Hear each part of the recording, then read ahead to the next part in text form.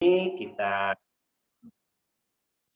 datang kepada Tuhan untuk bersama-sama berdoa, mendoakan bangsa yang kita cintai ini, mendoakan gereja Tuhan, mendoakan kita semua umat Tuhan. Baik Bapak Ibu, kita satukan hati kita. Mari kita berdoa. Terima kasih Tuhan, pagi hari ini kami boleh bersama-sama untuk menyiapkan hati pikiran kami datang kepada Tuhan. Terima kasih Bapak, kesempatan yang luar biasa yang Tuhan berikan bagi kami untuk duduk di kaki Tuhan, untuk berdoa bagi bangsa yang kami cintai ini, bagi bangsa yang kami kasihi Tuhan di dalam Engkau. Kami berdoa supaya Engkau terus memberkati setiap kami. Berkati firman-Mu yang akan kami dengarkan ya Tuhan.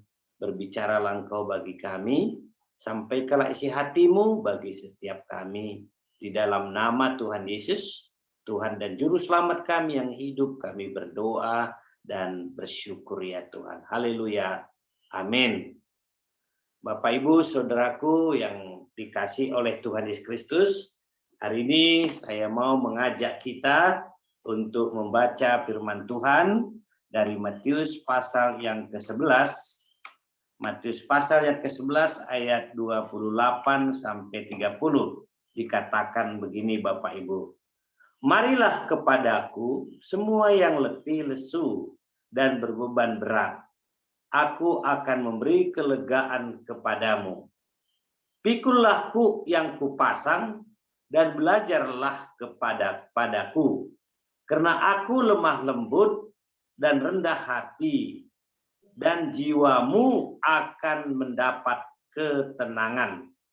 Sebab kuk yang kupasang itu enak, dan bebanku pun ringan. Bapak Ibu Saudara yang dikasihi Tuhan, kebenaran firman Tuhan ini mengajak kita untuk menerima undangan Tuhan Yesus. Itu sebabnya saya memberi judul menjadi murid Tuhan. Jadi kalau menjadi murid sekolah di dunia ini Bapak Ibu ada batasan umurnya, ada batasan waktunya gitu ya. Bahkan sekarang di sekolah-sekolah SD gitu harus 7 tahun gitu.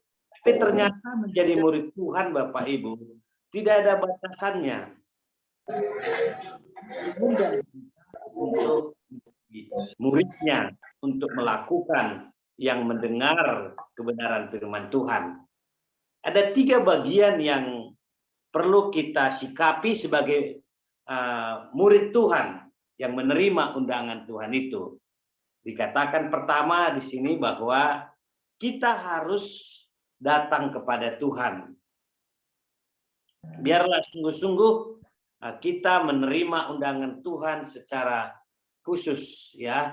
Jadi yang pertama adalah bagaimana kita menerima panggilannya. Dikatakan di sini, marilah kepadaku semua yang letih lesu dan berbeban berat.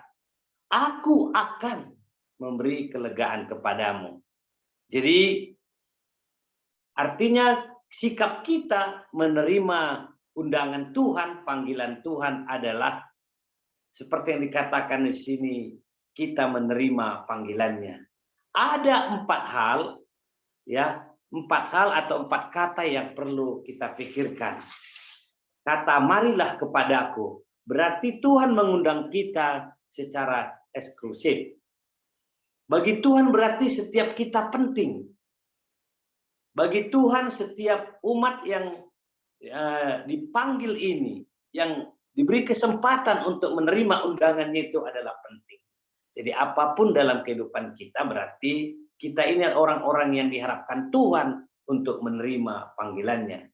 Kata yang kedua adalah bahwa setiap orang yang pertama yang memberikan menerima undangan itulah orang yang letih lesu.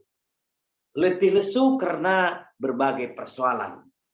Konteks ayat ini saudaraku adalah waktu Tuhan memberikan panggilan, memang banyak hal yang dihadapi oleh murid-murid itu.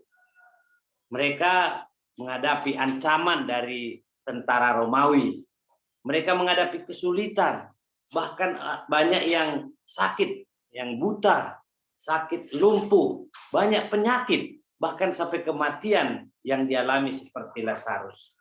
Di tengah-tengah itu Tuhan berkata, marilah kepadaku engkau yang letih lesu. Artinya Tuhan melihat bahwa banyak murid dari antara murid-murid itu dan orang-orang yang dilihat Tuhan waktu itu menghadapi letih lesu. Tidak terkecuali juga mungkin kita dalam menghadapi tahun 2022 yang akan datang ini. Mungkin kita melihat kena sakit penyakit, karena ekonomi yang sulit, karena berbagai masalah mungkin. Mungkin kita seperti merasa letih lesu Bapak Ibu. Tapi pagi hari ini Tuhan berkata kepada kita, selain daripada kita diundang Tuhan secara eksklusif, yang penting bagi kita Bapak Ibu, Dia juga melihat kita bahwa waktu kita letih lesu, kita harus datang ke Tuhan. Kata selanjutnya adalah kata beban berat di sini.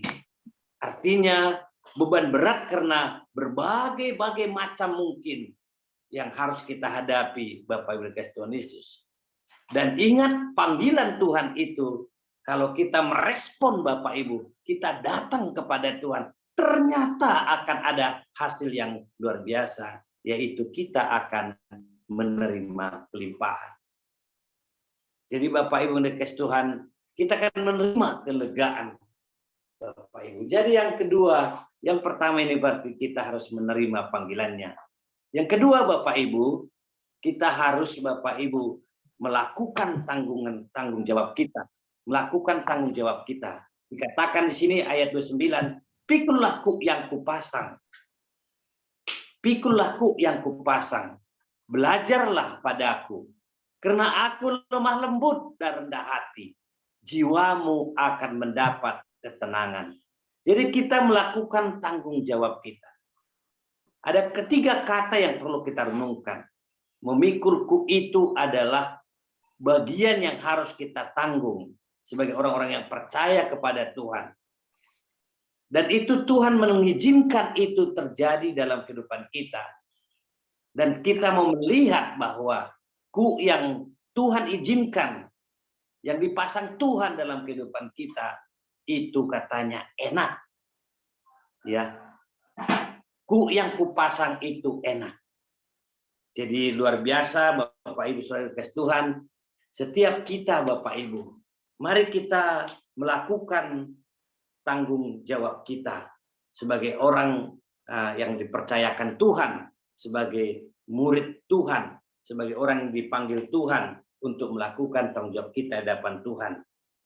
Jadi kata-kata yang rindu yang Tuhan mau terus kerjakan untuk kita adalah bagaimana kita memikul kuk, dan kuk itu katanya adalah enak Bapak Ibu.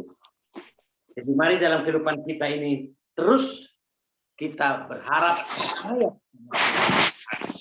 apapun di tahun 2022 yang datang yang akan kita jalani ini Bapak Ibu. Kita ada panggilan Tuhan. Dan yang ketiga adalah kita harus belajar kepadanya Bapak Ibu. Belajar artinya di sini Bapak adalah suatu proses untuk mengerti dan melakukan kebenaran firman Tuhan. Jadi belajar Bapak Ibu artinya di sini bagaimana kita mengerti dan melakukan kebenaran firman Tuhan. Belajarlah kepadanya. Ya. Dan belajarlah padaku. Matius 11 ayat 9 ini. Jadi dalam proses belajar Bapak Ibu diperlukan 5 unsur. Pertama itu kemauan. Yang kedua harus ada waktu. Yang ketiga ada pelajarannya. Yang keempat ada lingkungan yang nyaman. Kemudian yang kelima ada guru yang diteladani. Jadi kita belajar kepada Tuhan Bapak Ibu. Harus ada kerinduan, kemauan. Itu yang penting dalam hidup kita. Kita juga memberikan waktu kita, waktu yang terbaik untuk Tuhan. Dan kita juga belajar apa yang dilakukan oleh Tuhan. Dan kita berusaha mencari lingkungan bagaimana kita bisa nyaman untuk belajar mengikuti. Dan guru, Tuhan Yesus sebagai guru yang sejati Bapak Ibu. memberikan teladan dan kita meneladani itu. Itulah sebabnya ayat 9 tadi dikatakan, pikulah yang kupasang dan belajarlah padaku. Dalam proses belajar itu dikatakan Tuhan memberikan teladan kepada kita. Dikatakan sebab Tuhan lemah lembut dan rendah hati. Lemah lembut ini Bapak Ibu berbicara kepada horizontal Bapak Ibu. Antara kita sesama. Kepada semua orang, saudara dan saya. Kita menjadi orang yang lemah lembut, yang siap dibentuk oleh Tuhan. Dan rendah hati Bapak Ibu adalah vertikal kita dengan Tuhan. Hubungan kita dengan Tuhan. Kita merendahkan hati kita kepada Tuhan yang tidak terbatas. Karena kita manusia yang terbatas Bapak Ibu. Itulah sebabnya kita bergantung sepenuhnya merendahkan hati kita di depan Tuhan. Hasilnya Bapak Ibu yang dikasih Tuhan Yesus Kristus. Dikatakan jiwamu akan mendapat ketenangan. Jiwa itu Bapak Ibu adalah perasaan, kehendak, kemauan kita. Waktu kita belajar kepada Tuhan. Waktu kita datang kepada Tuhan. Maka perasaan kita, kehendak kita, kemauan kita akan mendapat ketenangan. Biarlah hari ini, pagi hari ini Bapak Ibu Kristus, kita diingatkan oleh kebenaran firman itu. Marilah kita di tengah-tengah apapun yang mungkin kita hadapi ke depan, kita tidak tahu krisis COVID, sakit penyakit ini, 19 ini, kita belum tahu kapan berakhir. Masalah ekonomi global dan sebagainya kita juga tidak tahu seperti apa. Tapi marilah kita datang kepada Tuhan. Kita menjadi murid Tuhan yang siap kepada Tuhan. Datanglah kepada Tuhan.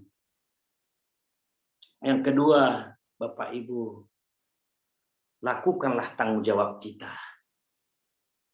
Pikullah kuk yang dipasang Tuhan. Karena kuk itu enak. Belajarlah, dan ketiga belajarlah kepada Tuhan. Mari kita bawa hidup kita untuk terus datang kepada Tuhan. Kita adalah murid yang dinanti-nantikan oleh Tuhan yang melakukan kehendak Tuhan. Tuhan memberkati kita, kita berdoa. Terima kasih Tuhan.